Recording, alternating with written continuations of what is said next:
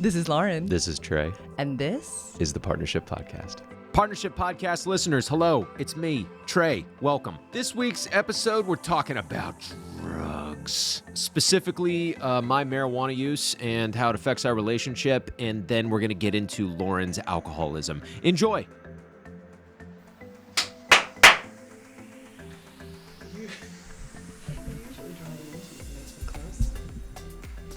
You didn't do that last time. They're such sophisticated microphones. These $90 microphones are so sophisticated. I'm going to get it right today.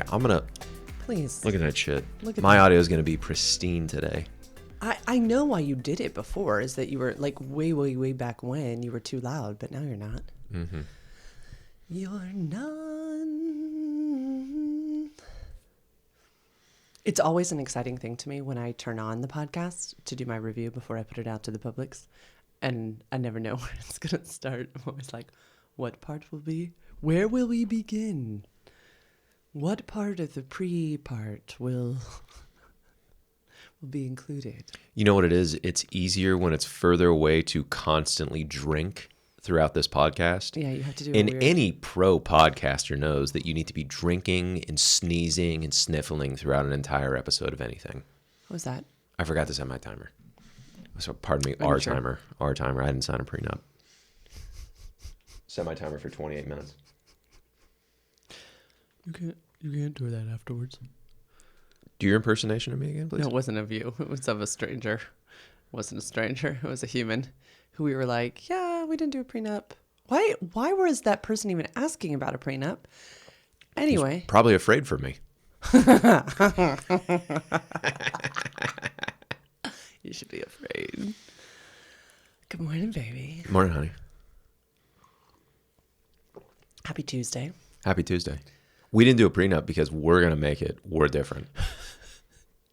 So anyway, we were telling that person that we're going to do like a post-nup. We haven't gotten around to We it. still have not done that, and that's the problem. We need life insurance. We need post-nup. many I need to important redo the crown molding on the bottom or the baseboards or something. Yeah. We got things to do. Yeah, I'm dropping balls. I've been drinking too much. Kombuchas, they'll get you. That's the thing. It's not even something cool like beer or whiskey. Jägermeister. It's hard kombucha. Just chugging hard kombucha. Just walking around going, brah. A lot of fun, though. I got hammered and did yard work. So fun. Trey's get hammered is usually productive. It's kind of delightful. Mm-hmm.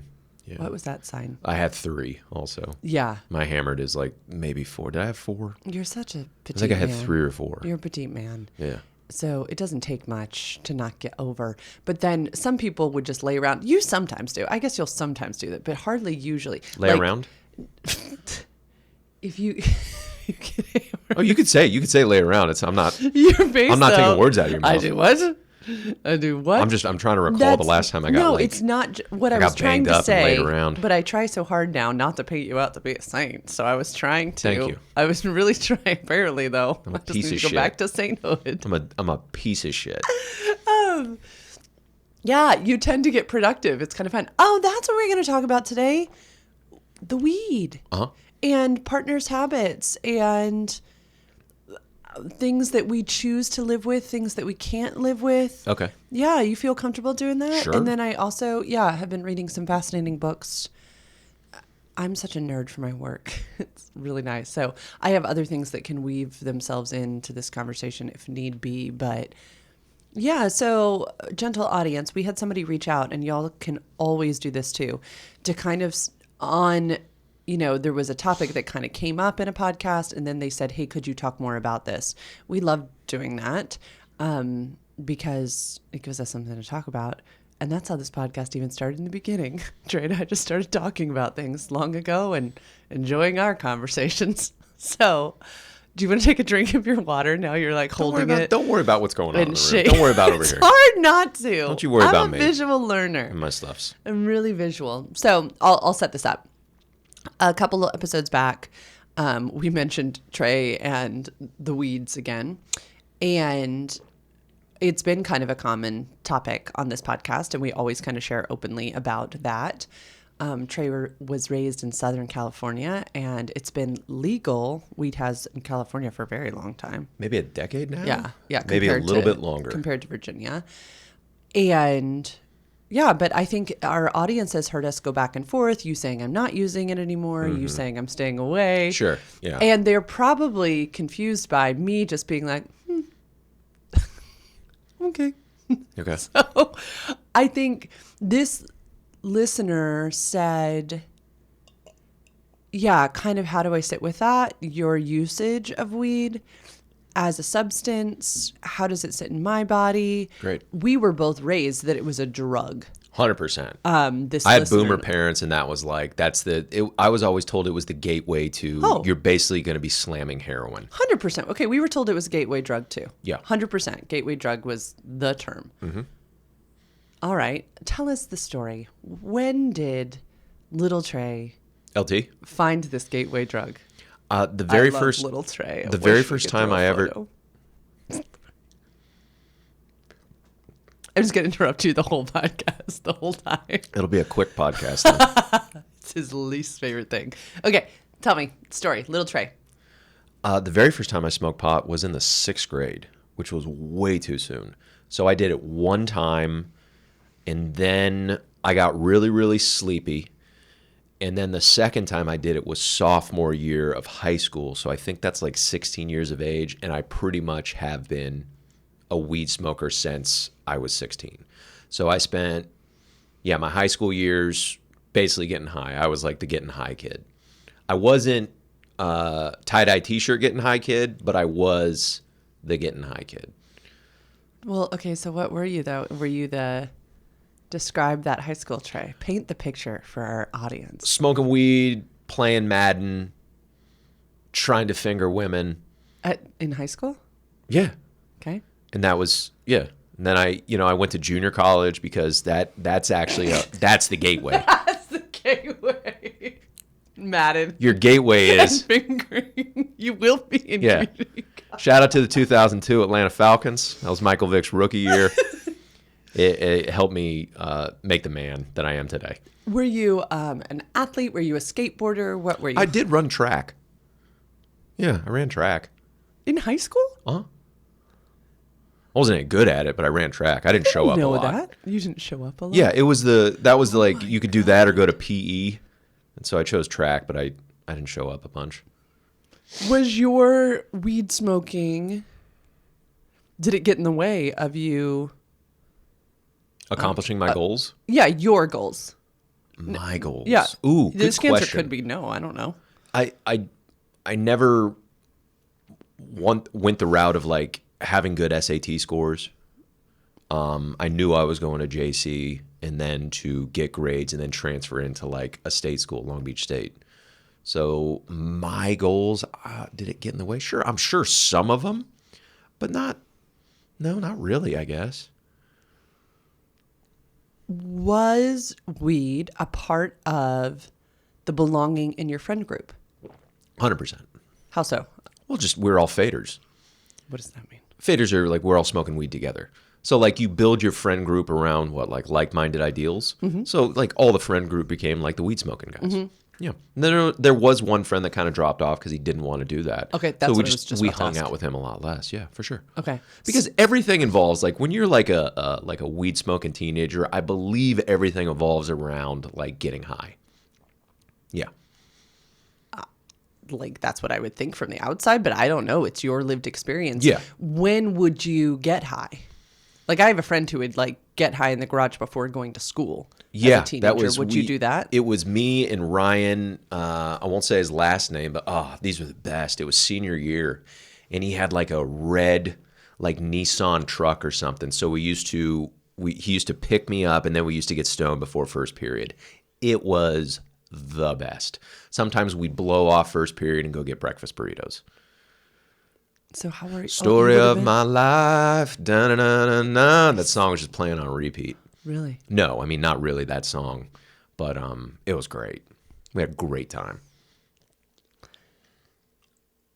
You always refer to this time like you're doing right now. Whenever I've asked you the story, with fondness, not with any type of disdain towards teenage Trey. Why is that? I don't think I had a lot of disdain toward myself. I'm not sure. I'd have to. Yeah. I had a great time.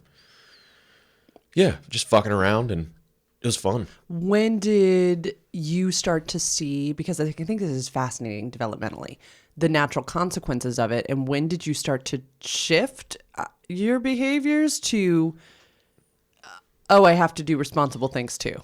I was still getting high when I was doing, I have to do responsible things too. Okay. Oh, okay. Yeah. How did you learn to, I don't know what you, how did you use? A big one for me was when I got into Long Beach State and my dad said, hey, I can help with the bills, but you have to maintain a 3.0 grade average.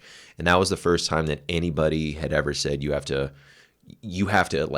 maintain this in order to do it. So that was kind of a big turning point for me where I was like, okay, like this is, I get this if I get this. So, but no, I never stopped smoking weed. When did you get kicked out of the house? I got kicked out of the house at like 19. Tell that story, please. Yeah, well, I mean, it was my mother and I got raised by, a boomer parent, single parent.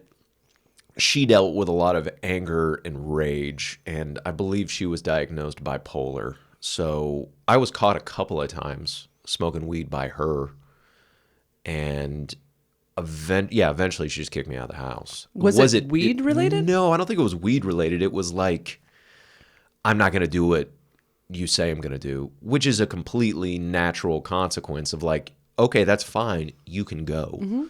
So that was one of the best things she ever did for me because it lit a fire under my ass.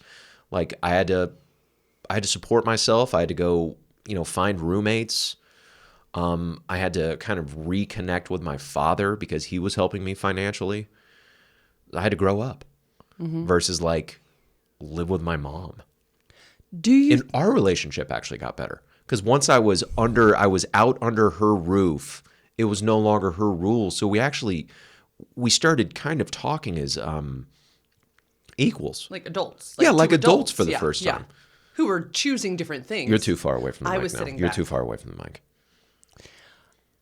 Do you ever wonder if there had been some more natural consequences earlier on, if it would have changed a route? Like getting screamed at? No. This is the thing. Good natural consequences, not getting screamed at. I'm sorry, let me differentiate. Sure. Not the screaming, just a simple, because you said that those two things were When it very comes to pot? motivating.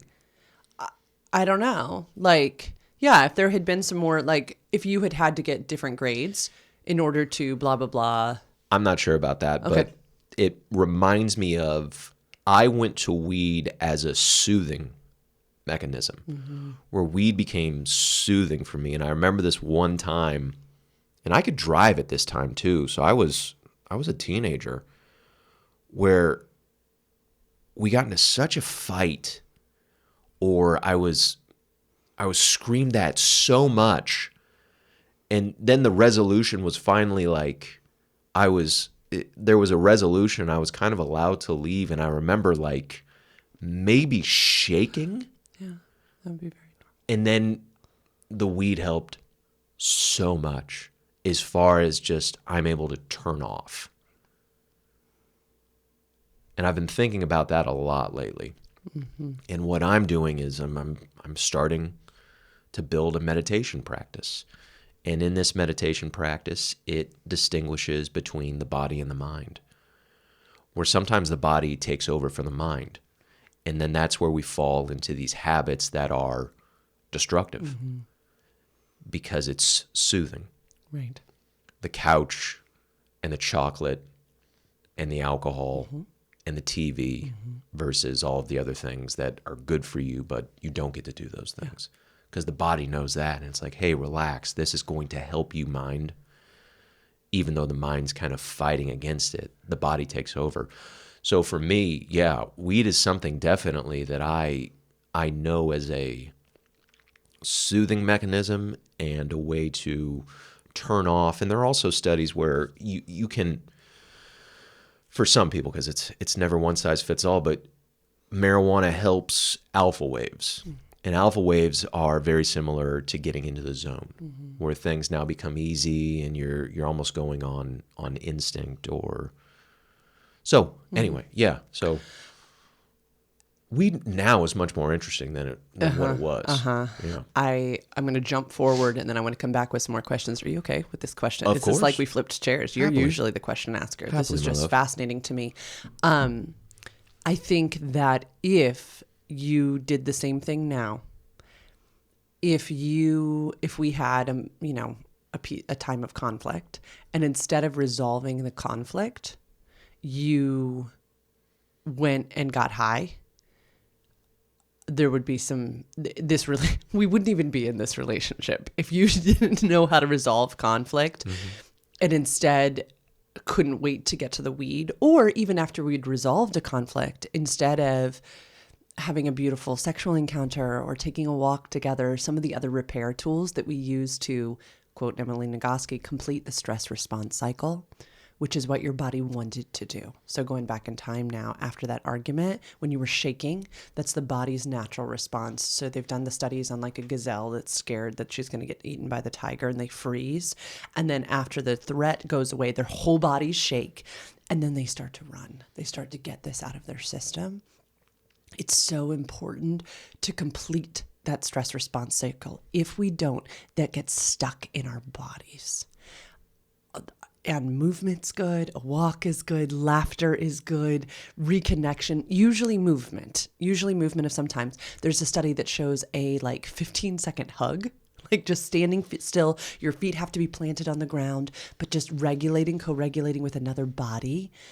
If I, in this adult relationship with adult Trey, saw that your coping skills were still at high school or pre-college, that would have been a deal breaker for me. Same here. Deal breaker. Not because I wouldn't love you as a human who is designed by a creator, not because of that, because that would not be healthy for me to enter into relationship with. I don't see you do that. Yeah. How did though... were there any other ways, I want you to go back to junior college type of times, college times. Were there any ways that weed ever did get in the way? Sure. Okay, how so? Oh, yeah, where it's where it was, and I still have to watch this pattern where it's weed, then porn, then video games, and then hey, it's 5 or 6 hours later and that's what I've done with my day, and then it's feeling guilty about not being productive. That's definitely a hole, a trap that I can fall into.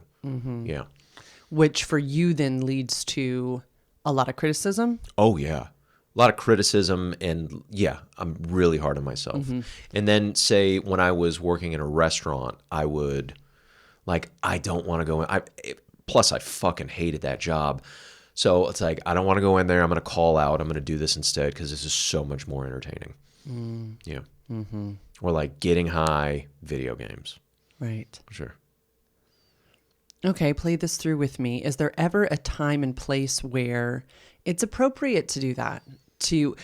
Can you ever, I don't know. Yeah, if it's the way I see it of, say if you do the hard thing or the hard things, or if you do all these things on your checklist, and then this is kind of the reward, that can be a thing. I know there are certain people that kind of go against it. I don't know. This is just for me. I tend not to mix it all together now. That's what's really been the secret sauce for me, where it's okay, if you want to get high, then you're going to get your workout in, then you're going to get out the door, and then this is the agreement. After your workout, you don't go to the cookies, you're going to eat your meat and vegetables. So it's, I don't fall down all the stairs now. One after the other. Because a big thing for me is, it was get high, then Del Taco at 11:30 at night. And then I'm eating $17 worth of Del Taco, which is all the Del Taco. So much Del Taco. Yeah. So For us East Coasters, that's Taco Bell. Yeah, it's so that's kind of the sweet spot for me. Am I perfect all the time? Fuck no. But that is what works for me, where I make agreements that if I'm going to do this, because I mean, guys, I like getting high in the morning. That's my tingle time. Okay? We know. The gentle audience knows. That's your favorite time for all of the pleasure. Yeah. The morning. In the morning. And then my amount is actually very little, where I'll take a hit or two. Like I've got a pipe. I smoke flower. I take a hit or two. Say in the evenings, if I want to, I'll go to a gummy where I have these. And it's so nice now because everything's regulated. Yeah. Where it's not like, hey, surprise, what is this? It's all regulated, and you can guess your high just like you drink a glass of wine or have a beer. So yeah, I go to a gummy at either 2.5 milligrams, which is, some people won't even feel that, or 5. And that's really my sweet spot, is 5 milligrams of a gummy. And then I prefer sativa. Indica is in the couch. Sativa is, I don't know, out of the couch. So sativa is more like a kind of an uppity, talkative, kind of a coffee high, where indica is more of a body, like you really, you get in your high. So that's my glass slipper. When you have been on kicks where you don't want to use weed anymore, where's that coming from? Where's that desire coming from? It's coming from the discipline of, what is it like on the other side? And then what is it like to say no to the body when the body starts to rage? So what is it like to say, not right now? And the body's like, what the fuck? It's a drug. There's no physical withdrawal. There's definitely a mental withdrawal for me. Definitely. Because that little voice is like, oh, you get high right now. It's like, what's the next 3 hours look like? Oh, this would be a lot more fun if you're stoned. So it's quieting that voice and then pushing through certain barriers.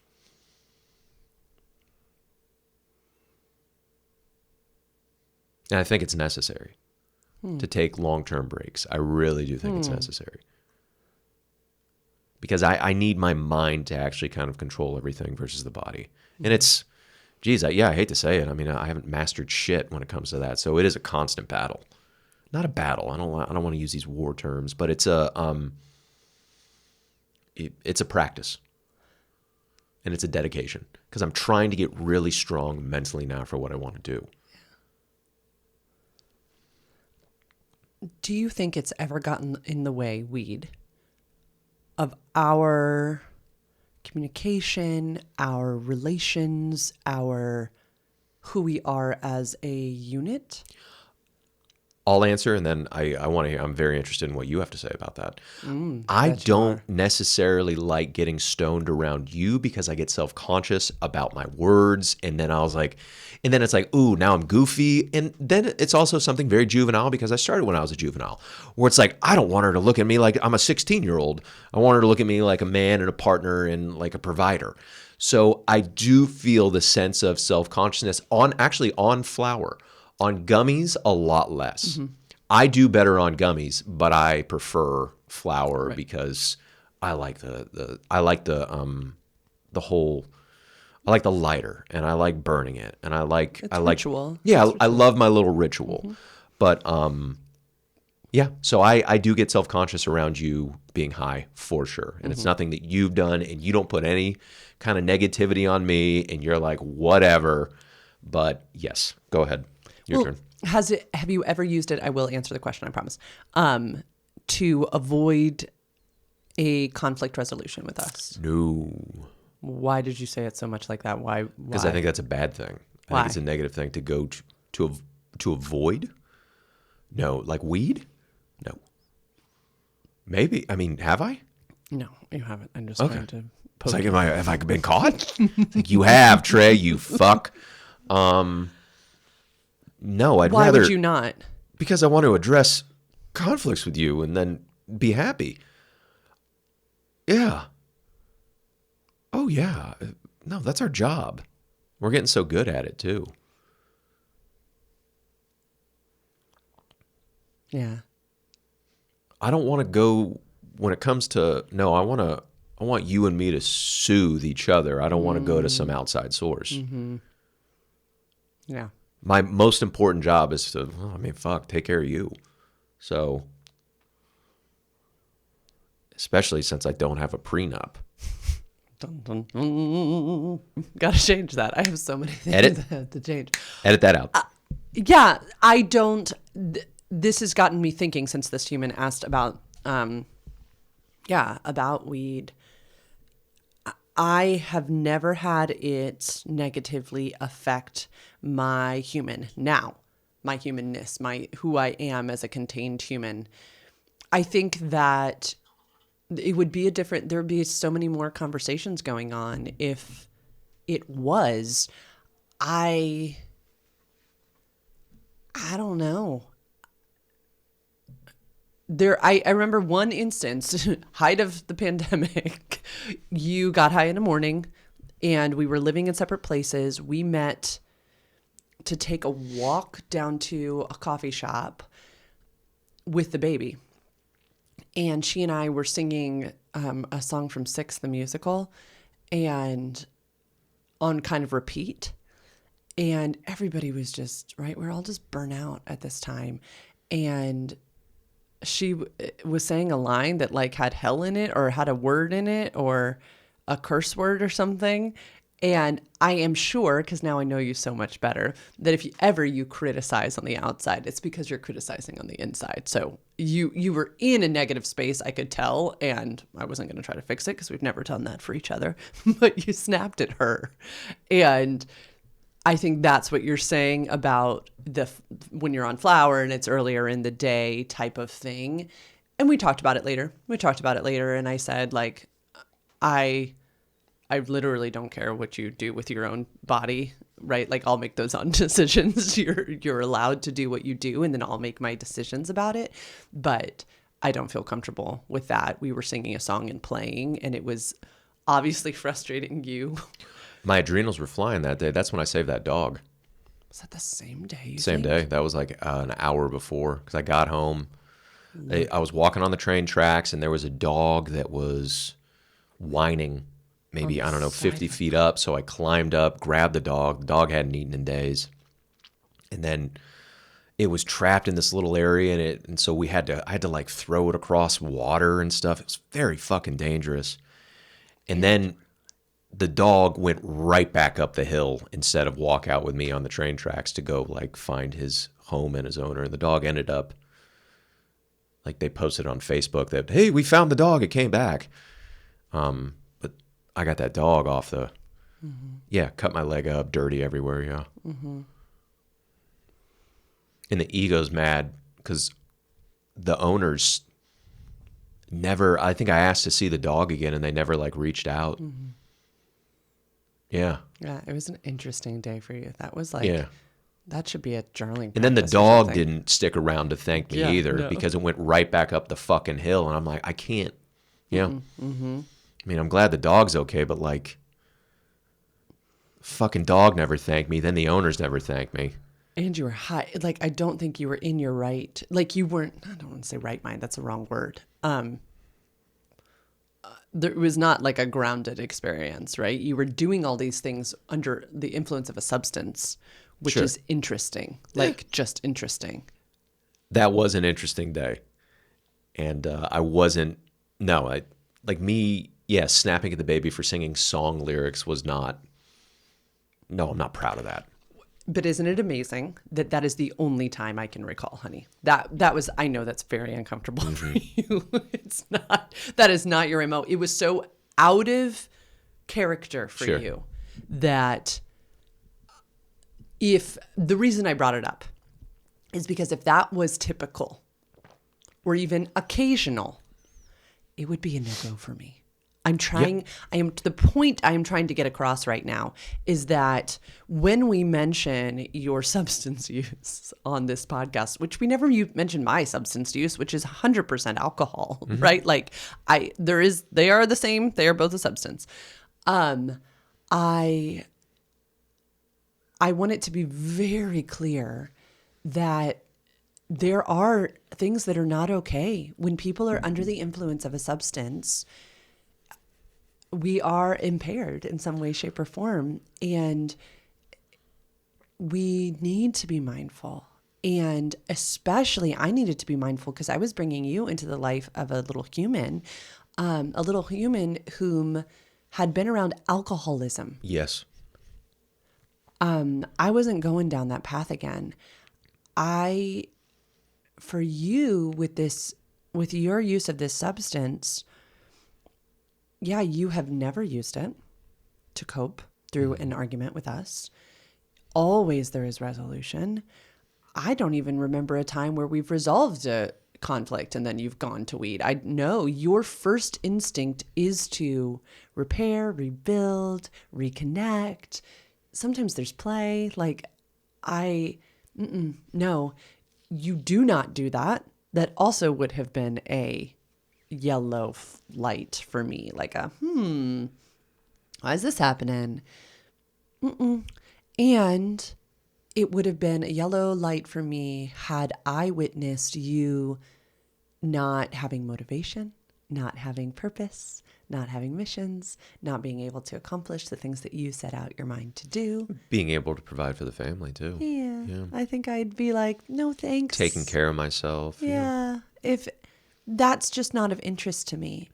But this is the thing that I love to teach as a sexuality educator, but that I had to teach myself first. Like the reason I teach it is because it was a lesson here. It is my responsibility and my responsibility alone to watch and decide whether or not I care to be in relationship with people. It is not my responsibility to control the behaviors of another person. Nope. Non-consensual. Is it okay to say somebody that you're in a relationship with, like, hey, if you can keep doing this if you want to, but this is a deal breaker for me? Yep. That's okay to say. Yep. Because we've both I was never in a 10-year relationship, like a marriage with dealing with alcoholism, but I had a past partner where that was one of the catalysts that finally I said, no more, was alcoholism. Yeah. And then I started to enable it, where I was the one buying it, and bringing it back to the house, and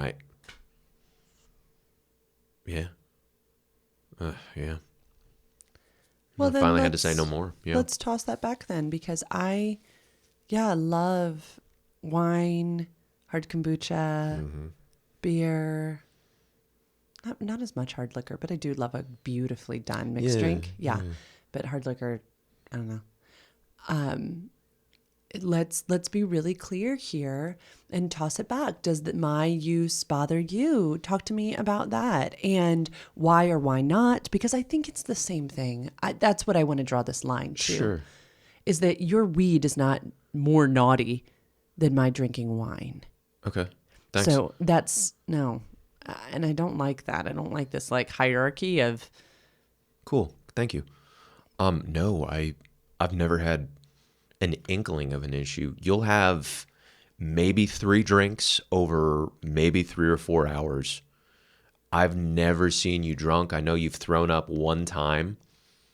I don't remember you actually being intoxicated. That was so weird. You don't start slurring your words.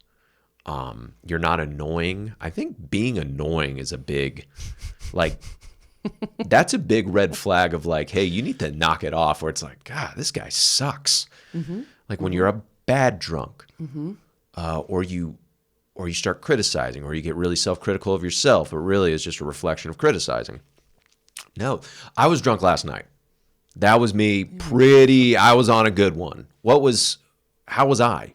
Nothing. You're just more friendly. You're not drunk either. You're the best, babe. I fucking love you. You're buzzed. I know it feels probably like a little chaos inside your mind and your body, and Correct. so that's when you're like, no. A little more self-critical. And I think that's just more self-aware. Probably why we both stop, because I don't like that feeling at all. That is not. I don't have any desire to drink to escape this life that I'm in. I love this life that we're building so much. Sorry.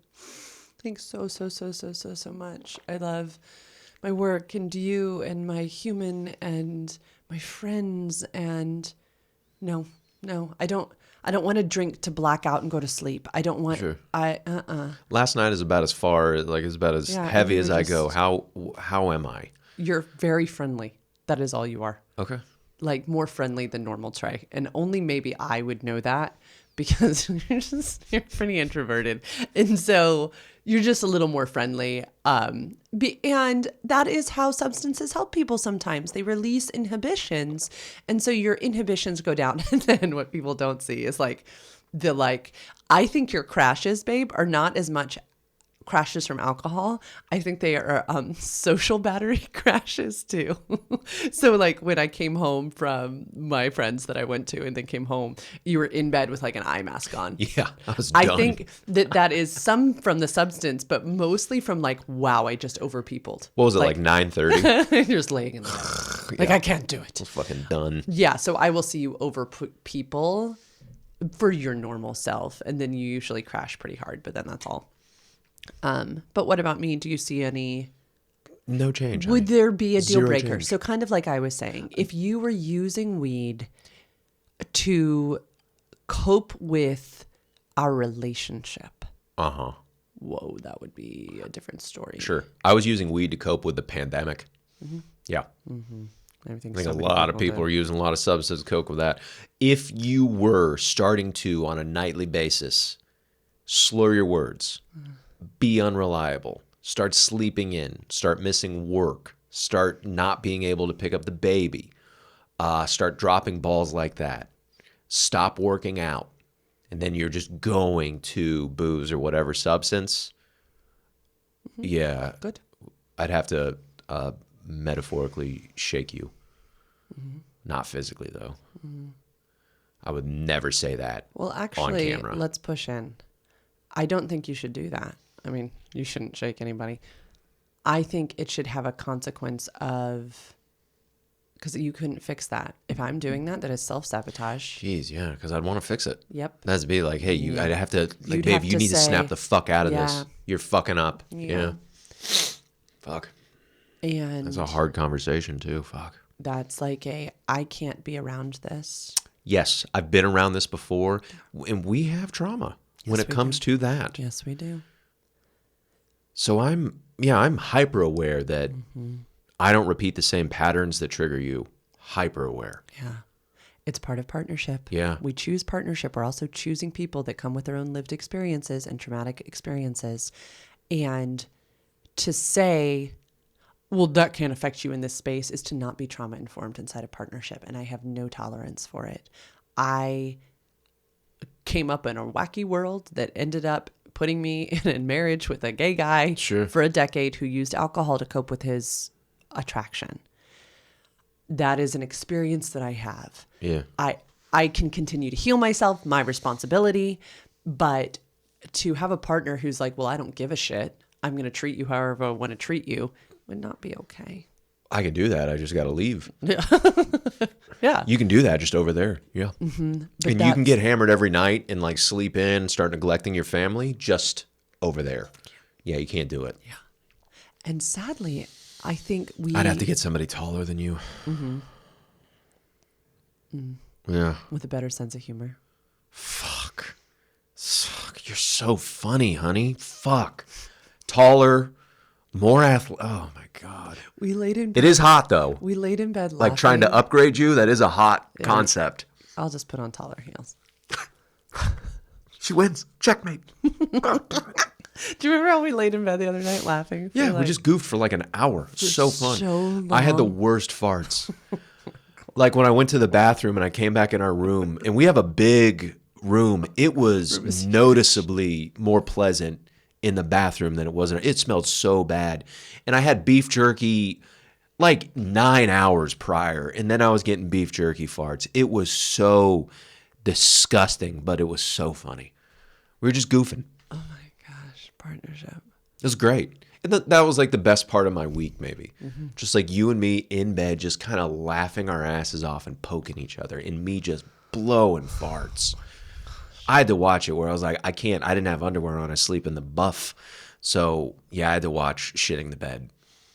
And you almost thought I shit the bed I that did. one time. There was some really. And I had to check. I had to do a poop check. Was poop check clear? I didn't shit. I'm a responsible man. I did not shit in the sheets. It was so bad. You're covering your nose. I was like trying to mouth breathe. It was so bad. When you do that though, that is kind of a challenge. Yeah, that is a bit of a challenge where it's like, create more, Trey. She's trying to escape. Create more. It was the best. And I think, actually, it's a great little button for this whole conversation, that we are each responsible for our own selves. And that is what creates interdependence inside of this relationship. It's what creates autonomy. It is required for me to continue to respect you and want to date you inside of this partnership. I'm sure that I align a lot with like this thing called sapiosexuality, which is that my mind is attracted to you and my body follows. If my mind was not intrigued by who you are, there would be some problems. And my mind is endlessly intrigued with you, my love. Endlessly. And if a substance, any substance, was getting in the way of you pursuing growth, the next level of yourself, your dreams, your goals, your missions, your purposes, I don't know if we'd be here. I don't know if we'd be here, because that's my responsibility to know about myself what I need. And I need someone who tickles my fancy, someone who I can't wait to check in with and like for them to tell me about their latest acupuncture thing. Acupuncture's the shit, by the way, people. This is his new rabbit hole. I fucking hate needles and it doesn't feel good, but God, you feel good afterward. It's the shit. So I think we throw out weed on here sometimes, and we don't praise you a lot because you hate it. But I need our audience to know that, yeah, substances, and one of my dear colleagues says that anything can be medicine and anything can be poison. Correct. Both of our substances of choice, alcohol and marijuana, could be medicine legitimately, right? I worked with a midwife for years and years where if a woman went into early labor and we needed to calm her down because early labor can last forever, fully pregnant woman, we would recommend a glass of wine and a bath to calm her. And many people would be like, what? Alcohol in pregnancy? No, alcohol can be medicine. It's this culture that we have a really hard time moderating our use of things. A lot of other European cultures have been doing a much better job of this for a much longer time. I disagree with that, but go ahead. Medicine and poison. If you were using weed, marijuana, as poison to distract you from this life that we are building and creating here, it'd be a different story, which is probably why I don't give a shit when you're like, I'm not going to smoke weed anymore. I'm like, okay. And then you're like, I'm smoking weed now. 3 hours later. Oh, Yeah. okay. It seems secondary to me, or maybe tertiary. Your favorite word. Every time I say tertiary, y'all, if you're not watching the video, you need to watch that little clip, because it's just a piece of the puzzle of you. And if it's getting you to where you want to go to not smoke weed for a little bit, great. If it's helping you get where you want to go to bring weed back into your world for a little bit, great. I literally don't give a shit. What I give a shit about is the outcome. And that guy I'm endlessly in love with, the one who takes days off from his goals and then the one who gets right back on the train and pursues them. Not my job to babysit you. That's disgusting. Yeah, I don't fix you. No. It's not my job to fix you. It's my job to support you. And then like when I'm invited in, like to give advice, and then when I'm not, just to listen. I'm good with that. Yeah, I love my life, and you're the best. Honk. Later. Good. Mwah. Love you. I love you. Do my end thing. Do your magic on the end. I'm gonna get on my phone. Hello, everyone. Thanks for listening to this episode of the Partnership Podcast. If you're still here at the end, you're super special. If you want to work through things like this in your partnership, you can go to that was too many W's, sexedforyou.com/free consult. And you and I can chat about the things that are coming up in your partnership and how you might want to handle them. Why are you laughing so Because hard? somebody entering 4 W's and saying this lady's full of shit is the funniest thing. It's like, fuck both of these people. I can't even get to their website. Remember, this is a perfect example of one of these. This is not a how-to podcast. This is a how we podcast. Trey tried to say this many times, but substances especially are a very tricky thing. We are not medical doctors. I do not know your life. He does not know your life. Please do not take this as like a suggestion for how you should manage your substances. That's not what this is. Also, the opinions on this podcast are our opinions. Please form your own. This is not meant to be some Sunday school class with Lauren and Trey. Wrap it up. That's not it. Have a great day. Like, follow, subscribe. It helps us on the Spotifys. We get $5 every few months. It's great. Thank you for being here. Seriously, have a wonderful rest of your day. It's so good, babe. It's so good. I gotta go. Why? Love you, bye. Love you, bye.